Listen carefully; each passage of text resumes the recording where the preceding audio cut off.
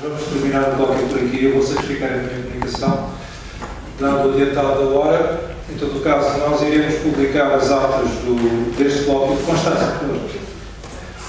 Vamos publicar atas deste bloco ainda este ano. Faremos tudo para isso.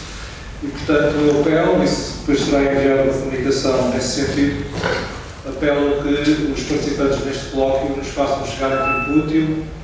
ou seja, mais concretamente até final do semestre, os textos que aqui apresentaram. Também chama a atenção que todo o blog foi gravado pelo Luís Tavares e que será colocado muito em breve no sítio do Instituto de Filosofia Brasileira, bem como nas plataformas da Nova Águia e do Nilo, e que, para quem não pôde assistir a todo o blog, é todo muito interessante blog, poderá fazê-lo depois pelas gravações de vídeo. Vamos então passar à apresentação da Nova Águia e do mais recente título da coleção Nova Águia, eu chamo o professor Teixeira para a mesa, já que, para além das obras que estão terminadas e que vão ser hoje apresentadas, vamos fazer uma espécie de pré-lançamento de uma outra obra da coleção Nova Águia, que poderemos hoje anunciá-lo, corresponde a uma recolha de textos da professora Constança Marco de César, que presidiu esta última mesa, textos esses sobre diversas figuras maiores da filosofia e da literatura em Portugal e no Brasil. O professor Marcos Teixeira, entretanto, fez uma leitura fina de todos esses textos, está a fazer um prefácio, que, portanto, está em vias de conclusão, e, portanto, é a nossa pretensão ter esse volume pronto também até ao final do ano, bem como um outro volume de datas que corresponde a um colóquio igualmente promovido pelo Instituto de Filosofia Brasileira, a saber o 10º colóquio de Dias Barreto, que se realizou em novembro último. Então eu passo a palavra ao professor Marcos Teixeira para nos falar um pouco sobre o conteúdo dessa obra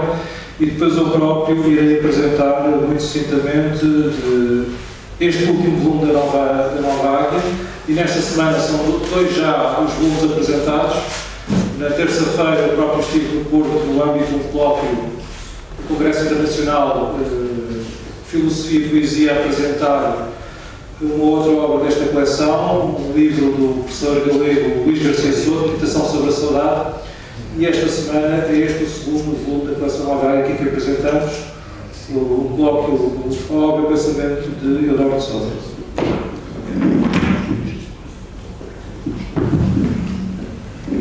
Boa tarde novamente. O livro que não vai ser apresentado, uma vez que não está ainda pronto, se titulará, pelo menos provisoriamente, Olhar uns aos brasileiros, resultou de uma decisão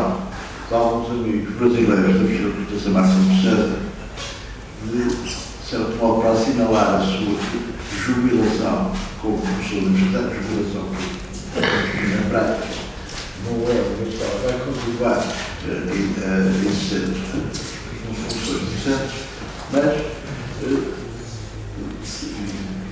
seguimos com o acordo da professora Constância, evidentemente, e a supervisão dela,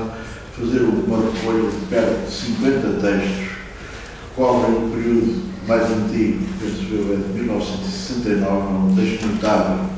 de uma jovenzinha, licenciada há pouco tempo, sobre Matias Aires. É uma visão, um olhar sobre as reflexões bastante original e até praticamente até hoje, porque este texto sobre que ela há pouco apresentou sobre a queda do reino irá integrar essa edição, que é uma recolha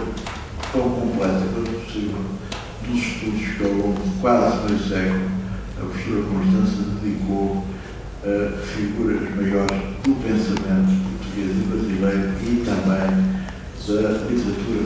portuguesa e brasileira. Por exemplo, o plano da literatura, se as memórias não falhas, estão aí textos sobre Teixeira II, Cecília Meirelles, Dora Ferreira da Silva, Danila Pereira da Costa. Há uma referência relativamente extensa à Sofia, não é um texto autónomo,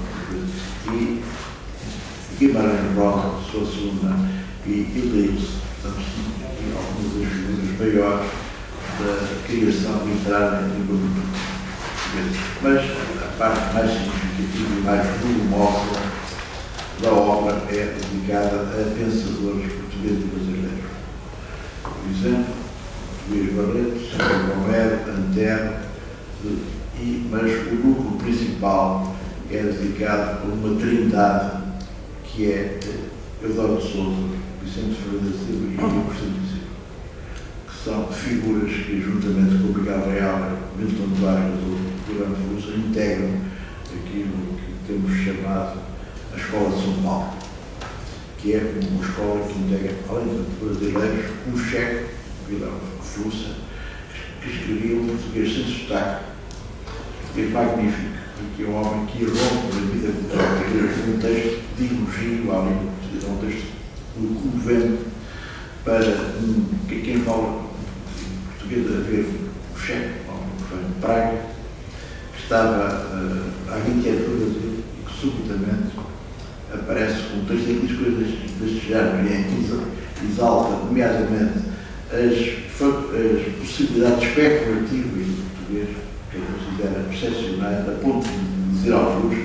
que se sua existência mesmo soubesse em português, o que teria sido o Luís Francisco. Ora, e esses textos são unificados por uma visão da cultura diferente daquilo que é o culturalismo normal, nomeadamente aquilo que o Brasil se chama culturalismo, que é uma grande especulativa, se reivindica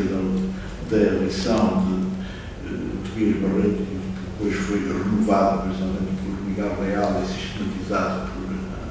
António Paim, mas ao lado há outra visão da cultura que poderemos chamar, que eu chamo de filosofia hermenêutica da cultura, que tem, no caso, duas grandes referências, que é o casal Dória e Vicente Ferreira da Silva, e que tem equivalentes portugueses brasileiros, António Quadros,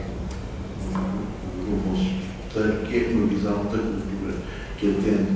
ao caráter fundador dos mitos, ao à relação entre a razão poética e a razão filosófica, entre o mito e o logos, que acho que um dos primeiros trabalhos, que é um texto de referência ainda hoje de Constância, sobre o mito e o logos, do pensamento de Vicente Ferreira da Silva, publicado em sucessivos números da revista de reflexão que ela dirigiu no estado de Campinas, e dá uma visão mais funda da cultura, entre mito e história, que passa, no fundo, por estas figuras, nomeadamente para tal trindade que é o adoro, cujas datas apresentadas hoje pelo Vicente, que foi o objeto de uma das suas teses, e por várias uma das grandes poetisas, que tem grandes afinidades com a nossa Dalila, que acho que costumo dizer ironicamente, apresentar esta equação Dora igual a Dalila mais Sofia. É uma forma um bocado irónica, mas penso que exprime, por um lado, algum sentido transcendente, do mito, do mistério, do sagrado, que aproxima Dora da Dalila, mas por outro lado há a atenção à Grécia, que é aquilo que a aproxima da Sofia. Ora, o livro, que é apenas um aperitivo, estará pronto, esperemos que ainda durante este ano, vai ser um ancho, efetivamente, que é habitual das obras da Constância, que são chamados livros de 150 páginas. Este é verdadeiramente uma homenagem de gratidão e amizade, porque ela tem feito pela cultura portuguesa e pela cultura luta, e é também uma homenagem de tornar visível uma obra que estava dispersa, que é particularmente significativa, pois que, além de ser muito bem escrita rigorosa, clara, um grande poder de apreender o essencial, e uma escrita de alguém que une de forma exemplar a sensibilidade e a inteligência e, portanto, cuja compreensão tem uma profundidade e uma amplitude que não são muito comuns. Esse, naturalmente, quando o livro estiver pronto, haverá uma apresentação formal, apenas uma notícia do que será esse livro, que esperemos não houver nenhum percalço que durante este ano, provavelmente há textos ainda que têm que ser desenvolvidos. O essencial já está composto, já está revisto, está também a fazer um levantamento da origem dos textos e tudo isso, o método segurão provavelmente vai virar-nos, talvez lá pelo outubro ou coisa assim, o livro possa estar presente e de preferência numa altura em que a pessoa constante cá esteja para, naturalmente, a apresentação não ser feita à surpresa. Ocultas dela, não ser feita com a presença dela, que é uma forma de dizer diretamente tudo que a cultura portuguesa e a língua brasileira serve.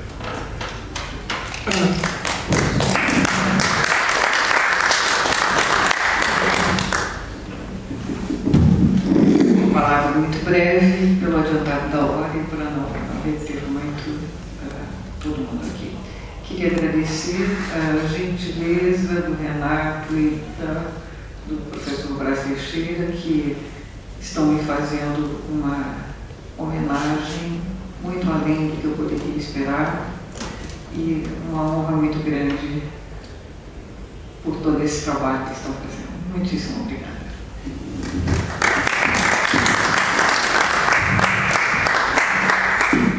Obrigado, Constância, mas como disse o professor Brás Teixeira, esta é apenas uma forma que nós temos de reconhecer publicamente todo o seu muito meritório trabalho ao longo destas décadas,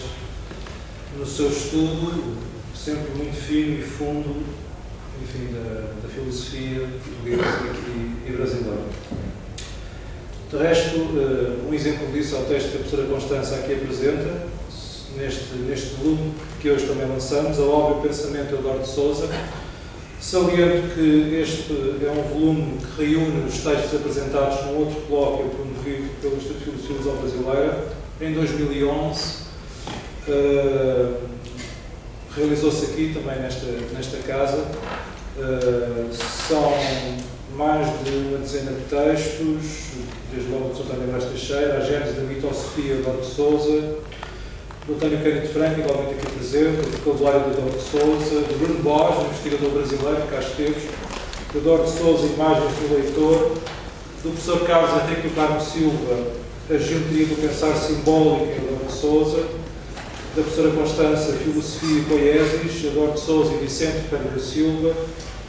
do jovem investigador, do uso, germânico, Dick Heinrich, Ecologia Dialética do Esclarecimento, Eduardo de Sousa e Theodor Adorno, o João Ferreira, que já cá esteve também, uma ilustre figura da filosofia portuguesa, hoje radicado no Brasil, num texto muito memorialístico que se intitula Mestre Adoro, um texto de Joaquim Domingos, O Tempo é Eduardo de Sousa, do Luís Lóia, do Diabólico e da complementaridade de Eduardo de Sousa, do professor Manuel Ferreira Patrício, a presença de Leonardo Coimbra no Horizonte Filosófico de Eduardo de Sousa, do Miguel Real, no Instituto da Crítica Literária de Eduardo de Sousa, um texto meu próprio, meu, afinidades fundas entre Eduardo de Sousa e José Marino, e finalmente um texto de Samuel Limas, igualmente aqui presente, na fila, a distinção entre enigma e mistério em Eduardo de Sousa. Enfim, é um volume que podem encontrar na mesa à saída. Quanto à Nova Águia, este é o 15º número da Nova Águia, isso por si só merece um real, dezena e meia de títulos, que têm saído semestre após semestre. Gostaria, nesta ocasião, de agradecer a todas as pessoas que mais têm contribuído para esta caminhada. O professor Brás Teixeira, à minha direita, o Pinheiranda Gomes, um colaborador desde o primeiro número, o João Bigode Chorão, enfim, o Rodrigo Sobral Cunha, o António Cândido Franco, o Amandio Silva. Eu acabei por não ler o meu texto, mas o meu texto parte de uma entrevista que o Amandio Silva fez ao Ariano Suassuna sobre o Agostinho da Silva, e não só. Foi publicada no primeiro número da Nova Águia e eu precisamente começaria o meu texto, se houvesse, por evocar essa entrevista. O António José Borges, enfim, muitos outros que não podem estar aqui hoje. É uma revista que, como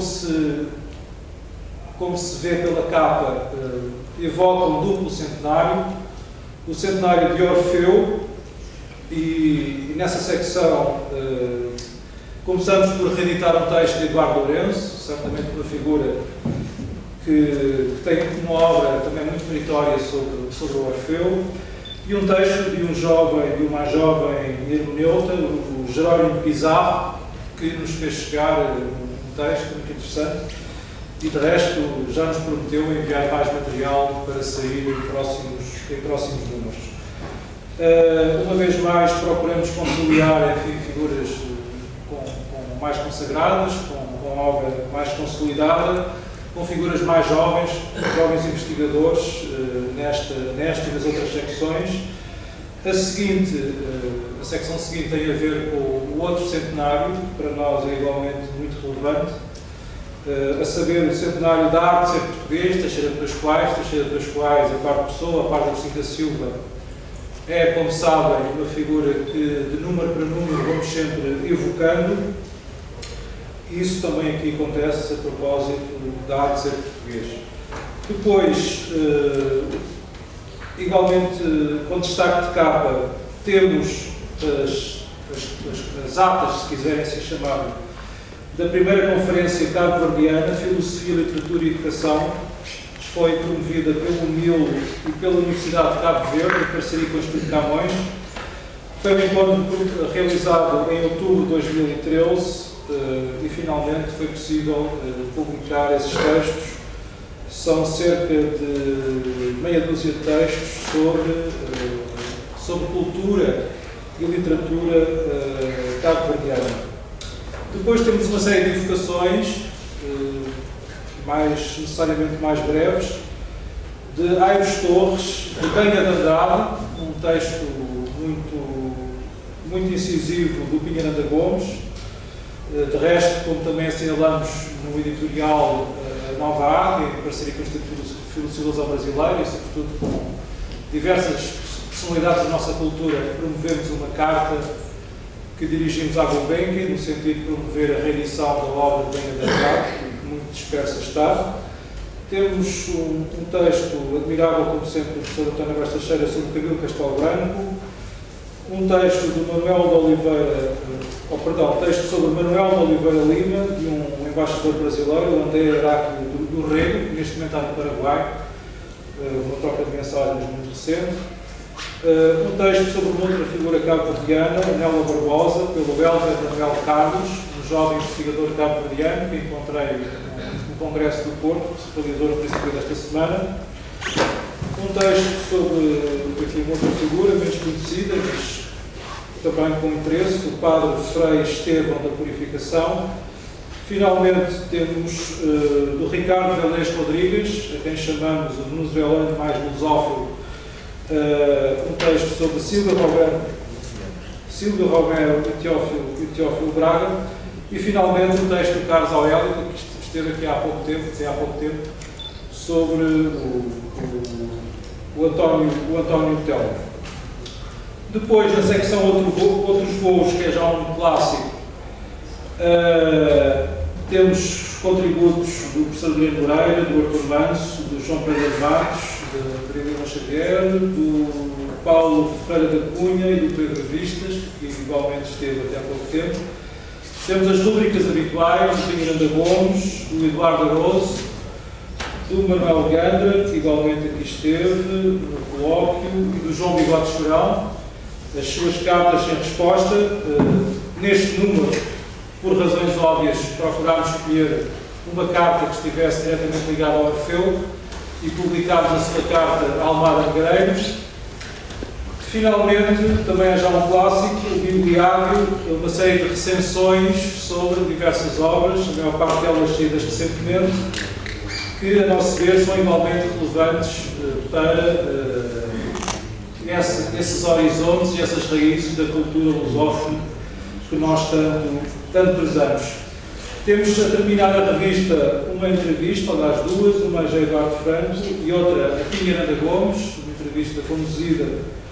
pelo Luís Tavares. O resto, como também anunciamos no editorial, o Luís Tavares entrevistou igualmente o Eduardo Lourenço. Essa entrevista sairá no próximo número.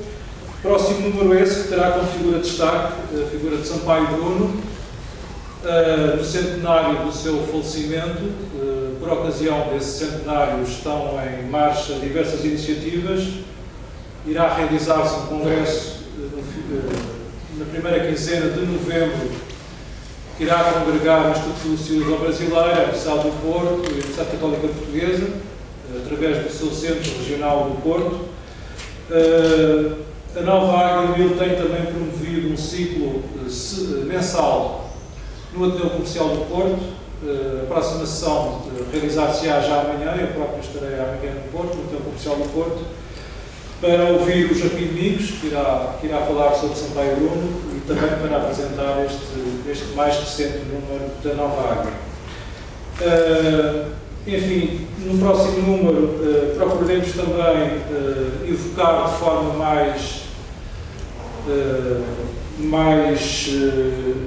enfim, não tão breve como aqui aconteceu, algumas figuras que faleceram muito recentemente